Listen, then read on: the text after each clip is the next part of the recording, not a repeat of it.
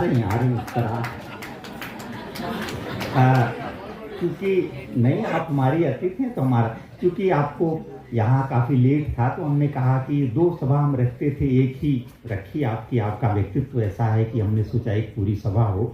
और जैसा कि अभी विनय जी ने बताया कि एक बहुत सुंदर किताब जो चंदन किवाड़ नाम से है वही है। तो आतिथ्य भी भारत भवन का है।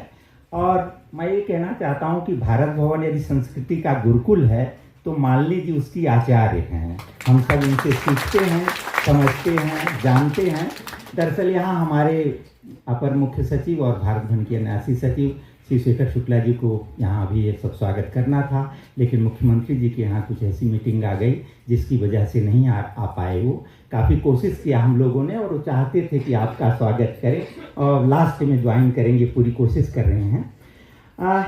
मैं जानता हूँ कि इस समय बोलना बहुत नहीं है, लेकिन एक किताब जो है तो उसका मालिनी जी के सामने उस बात को जरूर कहना चाहिए। और आप सब मेरे अपनी जान में लोक संस्कृति पर और ख़ास तौर पर गीतों को केंद्रित कर हिंदी में कभी कोई किताब ऐसी नहीं लिखी गई जो मालिनी जी ने चंदन किवाड़ नाम से लिखी है, इसलिए उनका बहुत धन्यवाद है। हम लोग जब हारे गाढ़े तमाम परेशानियों में होते हैं तो इन्हीं गायकों की जो कंठ गंगा है वही हमको उन सब से हमारा दुख पहुँचती है, हमारी आत्मा का धूल पसीना पहुँचती है। तो इस किताब को लिखने के लिए आप सब की तरफ से भारत भवन और हम सब उनका हार्दिक अभिनंदन करते हैं, स्वागत करते हैं। दरअसल थोड़ा वक्त है, लेकिन ऐसी चीज़ आपके सामने न कही जाए तो और कहीं कहाँ जाए। ऐसा कुछ होता है कि जो परफॉर्मर बहुत अच्छा होता है तो उस पर उसका फोकस होता है। कभी यदि सरस्वती के यहाँ डकैती हुई होगी तो यही देवी हैं जो पूरी विद्या उठा के ले आई हैं यहाँ।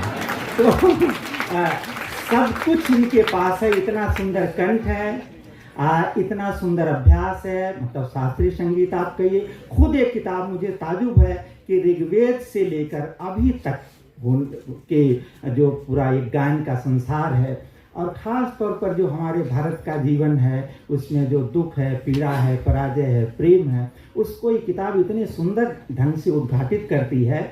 और पता नहीं क्या, हम लोग भी थोड़ा बहुत लिखते हैं, लेकिन हम सब लोगों का लगता है आगे दाना पानी बंद हो जाएगा। इतना सुंदर लिखा है, इतनी अच्छी भाषा कि मैं आपको सच्चे अर्थों में कोई खुश करने के लिए नहीं कह रहा हूँ, भारत की तरफ से, अपनी तरफ से, संस्कृति की तरफ से आपका अभिनंदन करता हूँ। बहुत अच्छी किताब है, उसको जरूर पढ़ना चाहिए। गीतों को लेकर आपने जो एक उसके शीर्षक दिए और उसमें आपका पूरा जीवन है, उसमें कई तरह की कथाएं हैं। एक खुद मालिनी अवस्थी एक कथा के रूप में है, जैसे मालिनी अवस्थी बनने का क्या, कैसे समय का हस्तक्षेप है, कैसे परंपरा का है, कैसे गायन का है, कैसे लोक संगीत का है, कैसे शास्त्रीय संगीत का है। फिर दूसरी तरफ उसमें लोक संगीत का भी पूरा बायोडेटा आप कह सकते हैं। आप पढ़ेंगे तो भारत के लोक संगीत का एक बड़ा विन्यास उसमें आप उस किताब के इनसाइड रीडिंग हम करेंगे तो हमें पता चलता है। तो और जो हमारी नदियां हैं, गंगा का कई जहाँ जिन शहरों में गई, एक तरह से मैं देख रहा था कि जो एक आदिशक्ति है वहाँ से आपकी किताब शुरू होती है और जहाँ वहाँ संपन्न हो जाती है, जहाँ किताब उसमें जीवन मृत्यु के तमाम तरह के पुल हैं। और एक ये भी कहना चाहिए बहुत सारे दार्शनिक स्तर पर भी, बहुत काव्यात्मक स्तर पर भी, गद्य में कोई बहुत सुंदर कविता हो सकती है तो उसको मालिनी जी ने संभव किया है। 27 अध्यायों की किताब आप कह सकते हैं। तो वो गद्य नहीं बल्कि गद्य में कविता आ रही है, जा रही है, उसमें गीत आ रहे हैं, जा रहे हैं। तो जितना सुंदर कंठ है उतनी सुंदर लेखनी है। और मैंने उस किताब को जो पढ़ा, उस किताब ने मुझे बहुत समृद्ध किया, बहुत सारी चीज़ हमें है। दरअसल उसमें मैं भी ये भी देखता हूँ कि हम दरअसल खोजते क्या हैं, क्या चाहते हैं। तो उसमें एक आदमी की खोज बहुत अच्छी है कि वो कहाँ कहाँ जा रहा है। एक तरह से टेबलाग उसको कह सकते हैं, संस्कृति में कहाँ कहाँ क्या जाना चाहता है एक लेखक। ऐसा सब चीज़ों को लेकर बहुत ही सुंदर किया है मालिनी जी ने। और मैं आप सबकी तरफ से, भारत भवन की तरफ से, हमारे न्यासी सचिव की तरफ से उनका अभिनंदन भी करता हूँ, स्वागत करता हूँ। और अपनी उम्र का यदि परमात्मा सुनता होगा तो मैं आपको कुछ देना चाहता हूँ। आप 100 साल से ऊपर जिए और इसी तरह से भारतीय संस्कृति का और भारतीय परंपरा का, उसमें 30 त्योहार पर, मतलब अब क्या कहा जाए, उस पर मुझे ही बोलने पे तो मैं 1 घंटे बोल सकता हूँ।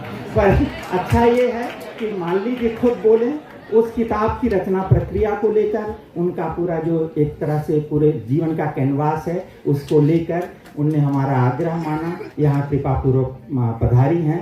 तो जो चंदन का किवाड़ है, चंदन की सुगंध है, उसको आप स्वयं उसको खोलें, मैं ऐसा उनसे निवेदन करता हूँ। आदरणीय माननीय अवस्थी जी।